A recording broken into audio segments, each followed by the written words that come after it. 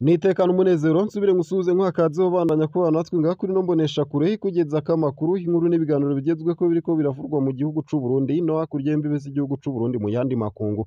Ndaguhaye ikaze, ndaguhaye mwaramutse neza canke mwiriwe neza bivanye n'aho dukurikira uherereye. Wowe udukurikije mu gihugu c'u Burundi ndaguhaye mwaramutse, ndetse n'aho dukurikije hakurya y'imbibe z'igihugu c'u Burundi ndaguhaye mwiriwe canke mwaramutse bivanye n'aho uherereye.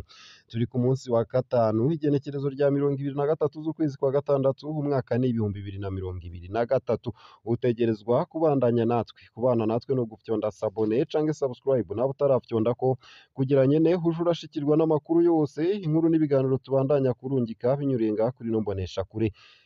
Mu ntara ya Kirundo Buramatari ahamagarira abenegihugu kwigarama babahenze bakabagurira imirima itarera, ivyo bita imigwazo. Nk'uko biri mu itangazo Buramatari w'intara ya Kirundo yashize ahabona kuri uwa 21 Ruheshi 2023 ryerekeye idandazwa ry'imyimbu mu ntara ya Kirundo, Albert Hatungimana asaba abenegihugu kwigarama ababahenze bakabagurira imirima itarera bimwe bita imigwazo, ngo nico kimwe n'abahenze abenegihugu bakabaha amahera avyara inyungu. Buramatari Albert Hatungimana akaba amenyesha ko abenegihugu basabwe kureka kuyabasubiza ahubwo ko bakwiye guca babashengeza imbere y'ubutungane. Hakaba agira ati ku vyerekeye imigwazo abahenze abenegihugu bakabagurira imirima itarera canke bakabaha amafaranga avyara inyungu, abenegihugu basabwe kubigarama bareke kuyabasubiza bongere bafatwe bashengezwe imbere y'ubutungane.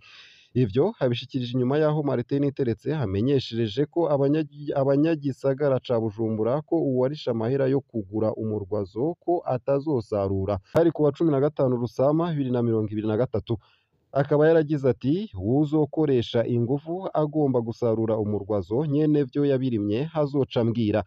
Iyo ngingo ya Buramatari ikaba iri kumwe n'izindi 17 zijanye no guhamagarira abenegihugu bo mu ntara ya Kirundo kubungabunga umwimbu w'ibiharage, umuceri, amasaka, umuguruka, ibigori, imyohe, isoya, uburo, ibijunju vy'imyumbati mu kuwubitsa mu mahangare no kwigerera bagategekanya ibizotunga umuryango mu bihe bizoza, narirya ikirere co mu Kirundo kiguma gihindagurika ugasanga imvura ntiguye. Muri izo zindi ngingo hakaba harimwo izibuza gutemberana agasahani canke umunzani mu mihana mu ntumbero yo kwegeranya imyimbu.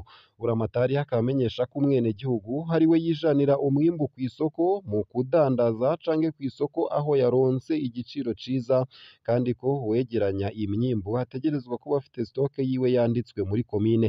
Mu gihe ubushikiranganji bw'intwaro yo hagati y'iterambere rusangi n'umutekano bwaheruka guhagarika vy'imfatakibanza impusha zo kurangura umwimbu ujanwa mu zindi ntara, Buramatari hamenyesha ko impusha zizokwakirwa ari izaronzwe inyuma y'igenekerezo rya 21 Ruheshi 2023.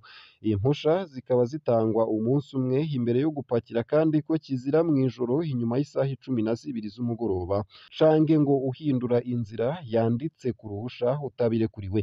Nayo kubijanye no gushora amavoka n'ibindi vyamwa hanze y'igihugu canke gushora amafi arobwa cane cane mu kiyaga Rweru ashorwa yumye canke mabisi i Bujumbura no mu gihugu ca Repubulika Iharanira Rusangi ya Kongo, Buramatari Albert Hatungimana amenyesha ko abahora babikora bategerezwa gusaba uruhusha rushasha, kandi ko naho nyene bibujijwe gupakira mw'ijoro mu ntumbero yo kwirinda ko hobaho abadatanga amatagisi canke ngo habemwo fraude.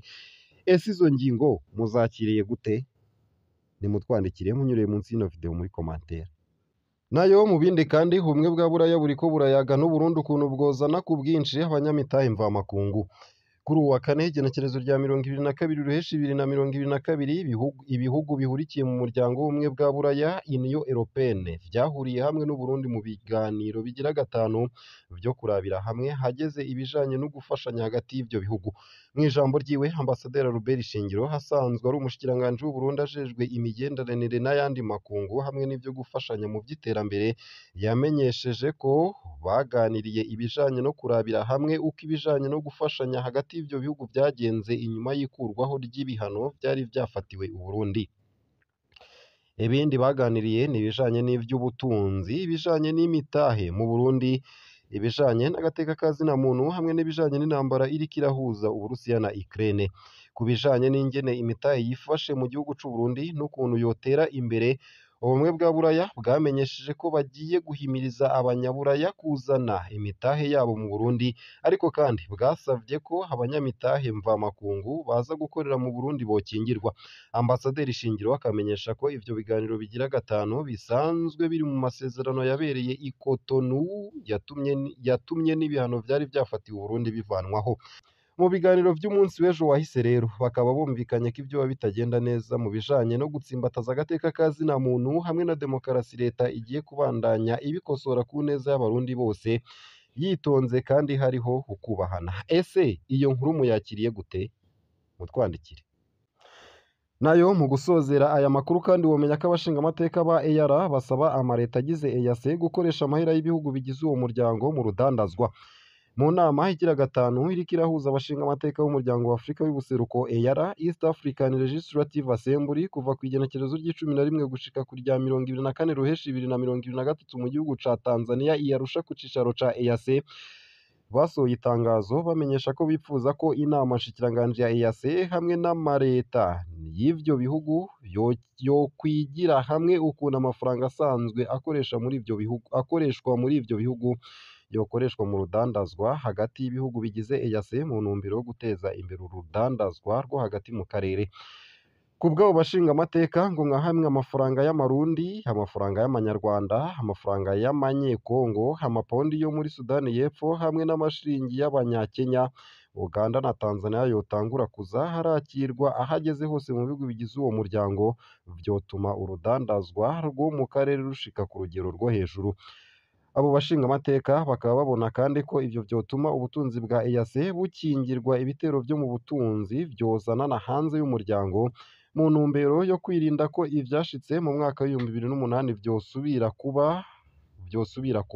vyosubira kuba aho habaye ikiza mu vy'ubutunzi crise financière de 2008 igihe habaye ikena ry'idolari ry'Amerika. Ivyo kandi ngo vyoba birafasha mu kwitegurira ko uwo muryango ushika ku masezerano yo gushiraho ifaranga rimwe, ivyo bise union monétaire, kandi twobibutsa ko uwo mugambi wari wategekanijwe gushikwa ko mu mwaka w'2024 ariko ubu ukaba warungururijwe mu mwaka w'2031. Ese ico ciyumviro c'abo bashingamateka mukivuze ko iki? Nimutwandikire munyuriye munsi y'ino video muri commentaire.